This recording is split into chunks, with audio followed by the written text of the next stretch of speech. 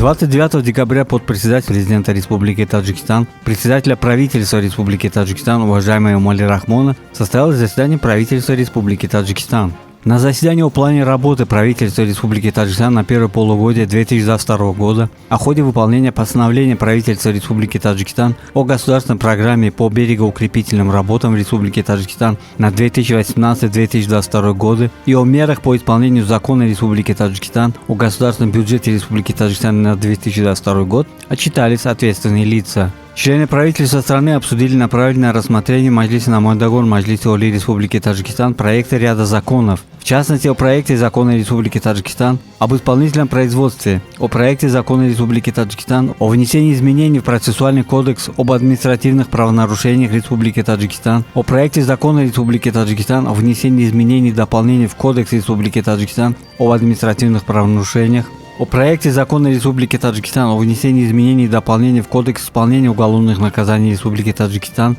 о проекте закона Республики Таджикистан о внесении изменений и дополнений в Гражданский процессуальный кодекс Республики Таджикистан, о проекте закона Республики Таджикистан о внесении изменений и дополнений в Экономический процессуальный кодекс Республики Таджикистан, о проекте закона о внесении дополнений в Процессуальный кодекс об административных правонарушениях Республики Таджикистан, о проекте закона Республики Таджикистан о внесении дополнений в Уголовно-процессуальный кодекс Республики Таджикистан, о проекте закона Республики Таджикистан о внесении дополнений в Гражданский процессуальный кодекс Республики Таджикистан и о проекте закона Республики Таджикистан о внесении изменений в закон Республики Таджикистан о разрешительной системе. После рассмотрения вопросов повестки заседания правительства страны, президент Республики Таджикистан, уважаемый Эмомали Рахмон, дал конкретные поручения членам правительства страны, исполнительным органам государственной власти областей, городов и районов, руководству Министерства государственных ведомств по осуществлению на практике указаний послания президента Республики Таджикистан Маджлисе Оли Республики Таджикистан, подведению итогов деятельности социально-экономических сфер в 2021 году,